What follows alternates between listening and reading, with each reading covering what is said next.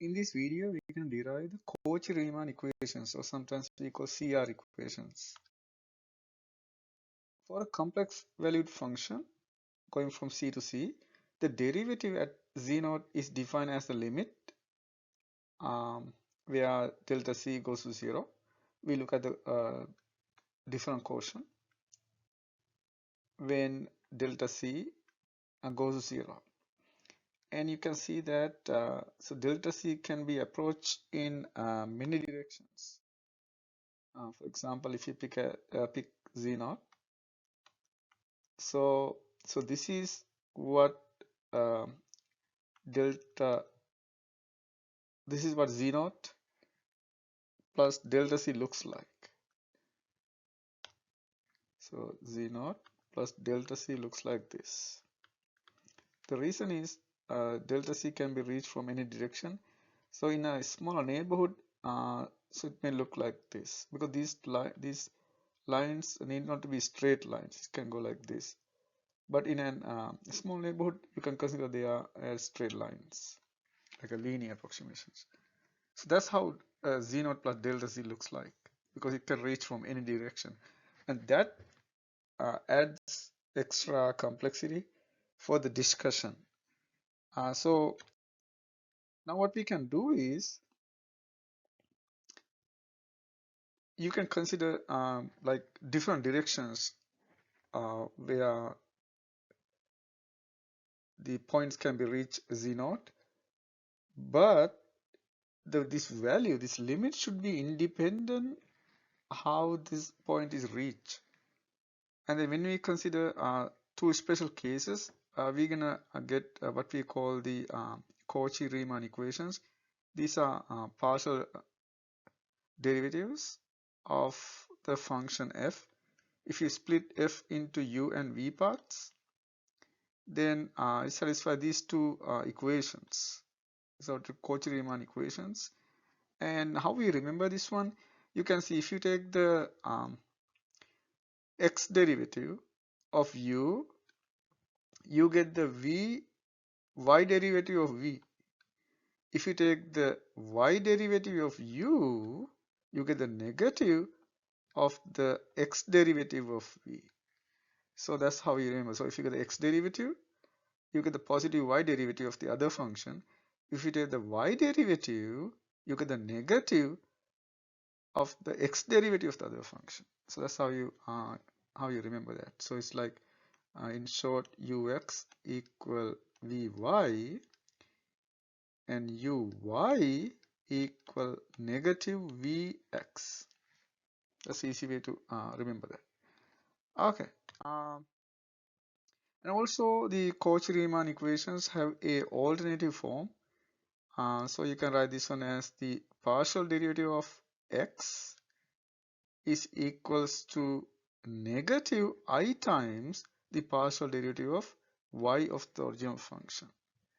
So that's like an alternative version. So you can most of the time we use these two as the equations for us when we solve problems. So let's try to look at the main theorem of this chapter. So let's say we have Cauchy-Riemann equations. So let fx equal uxy plus I vxy in the component form. Then first one, it says that f is differentiable at z0, then the Cauchy-Riemann equations hold at c0. So it should satisfy the Cauchy-Riemann equations, any form. So that's the first result. If it's differentiable, it should satisfy the Cauchy-Riemann equation. So in other words, if you know that a function does not satisfy a Cauchy-Riemann equations at a point, then it cannot be differentiable. So if you go backwards, what we call contrapositive logic. In the contrapositive logic, you can say that if a function does not satisfy the Cauchy-Riemann equation at a point, then it cannot be differentiable. And also, in addition, if f is analytic in an open set G, we talk about analytic in a set G, not at a point, then the Cauchy-Riemann equations must hold at every point of G. That's what happens in every point. So if I have an open set G, then if the Cauchy-Riemann equation satisfy at each and every point, then we say it's analytic on that set. So where, so you can pick any point there, but it should be satisfied at every point. This is analytic. The part B, so you can see it's only going one direction. If it's differentiable, if it's analytic, then we know that it satisfies the Cauchy-Riemann equation. But what if you go backward? So the converse is not exactly true. We need extra condition for that. So now let's assume if we defined in an open set G containing the point Z0. So we have an open set G which has the point Z0. So that's the set G.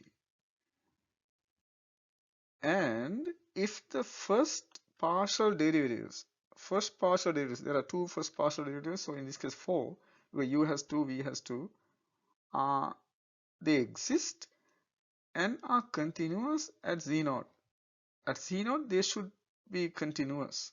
So exist and continue. And also we have third condition, satisfy the Cauchy-Riemann equations. If all three conditions are satisfied, then f is differentiable at Z0. So you can see that you need extra condition compared to part A. Now you need extra condition. We need the continuity of the partial derivatives to make sure that f is differentiable. If these first partial derivatives are continuous and satisfy Cauchy-Riemann equations at all points of G, then we say f is analytic in G. So it's like the extension. We talk about differentiability for a point, analyticity for a open set. So that's the difference. So now what we do, we're going to prove the first part, only the first part here. So let's see, assume f is a differentiable function at Z0. C0 you can write in the coordinate form x0, y0, or you can write Z0 as x0 plus iy0. We use the both forms at the same time interchangeably, so it's the same thing here. Now, what happened? We know that how we define the derivative. Derivative defined as a limit when z dz goes to 0, and we did not mention how it can reach. So that's a z0. So this is z0 plus delta c looks like. So it can reach from any direction. But what we can do to make our life easy, we're gonna pick two special directions just to avoid the other variable. So one direction we pick is the along the x-axis, because delta c goes to 0. Then delta c goes to 0, it can go from, so one is we consider along the x-axis, the other one we consider along the y-axis. So,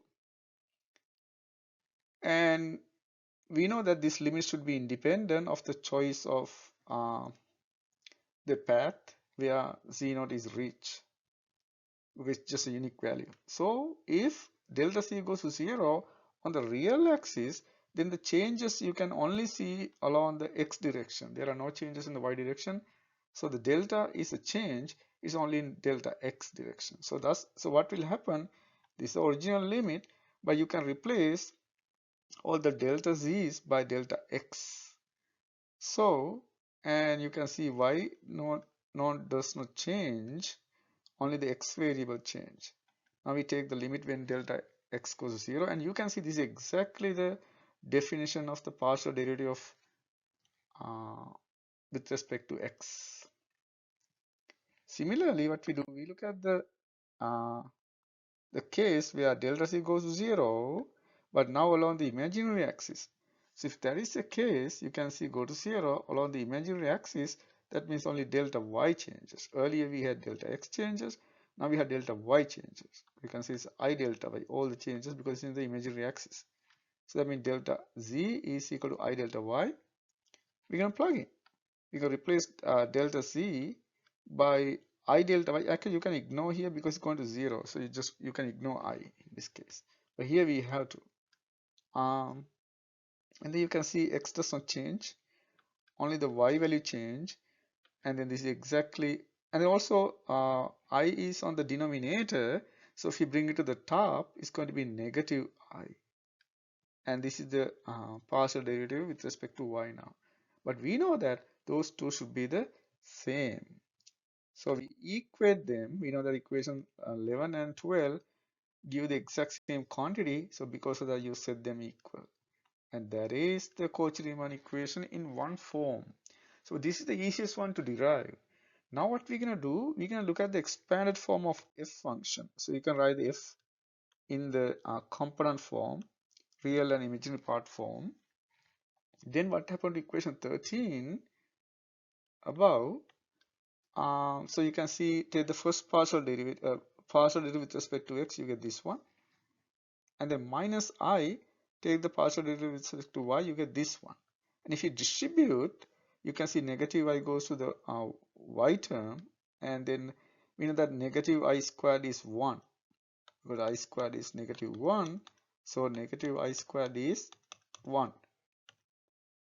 Now what we can do is, you know that these are all equal, so that means you can equate the real and imaginary part. So if we equate the real and imaginary part, what we get, if you look at the real part, you can see ux equal vy. That's how you get the first equation. If you look at the imaginary part, you get vx equal minus uy. So if you write the uy term first, then you can write this one as negative vx. So it's the same thing. So that's the Cauchy-Riemann equation, the like most familiar form. So you can write any form when you try to do problems. It doesn't matter which one you use, but mostly we use this long form, the u and v form, because it's easy to work with. So this should satisfy at z naught, which is x naught plus iy naught. So that's how you kind of derive. It's not that difficult. We only consider the x direction, or the real direction, or the imaginary direction, and you get two different equations. You set them equal, and that's how you get this equation. And then you look at the component form, then you get the most general form. That's what we see like this. And in this discussion, we're going to omit the proof of part B, and we leave that for math majors and honor students. So why don't you look at the proof and try to understand the logic, because you need some extra condition there.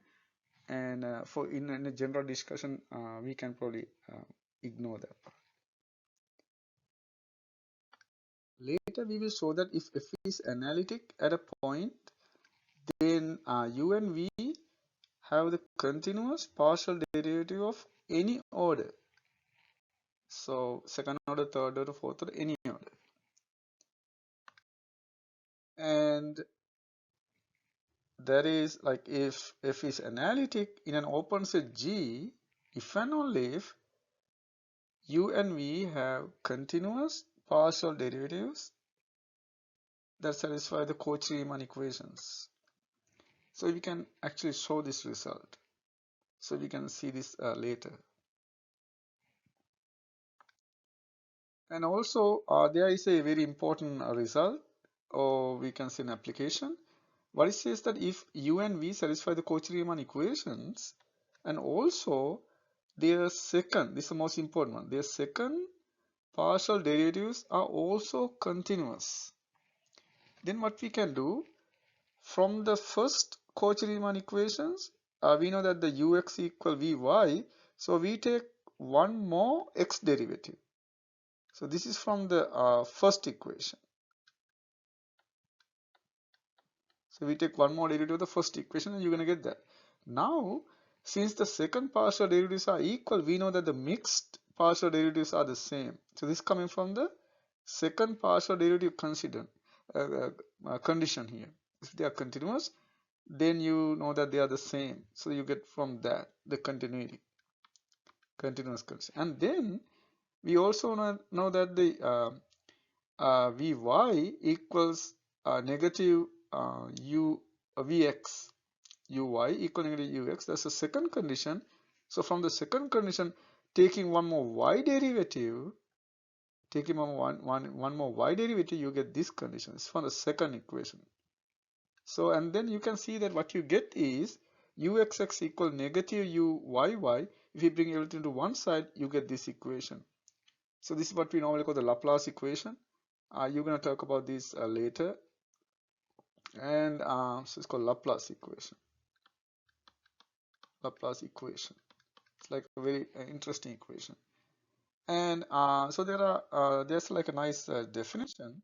So we say that a functions with continuous second partial derivatives satisfying this equation is this like a partial differential equation in a region G is called harmonic. So we call these are harmonic functions, and we can study these things later in another chapter. And also these equations are very useful in physics and engineering applications. So when you talk about potentials, you're gonna come back to this equation. This is one of the applications of this Cauchy-Riemann equations for other courses.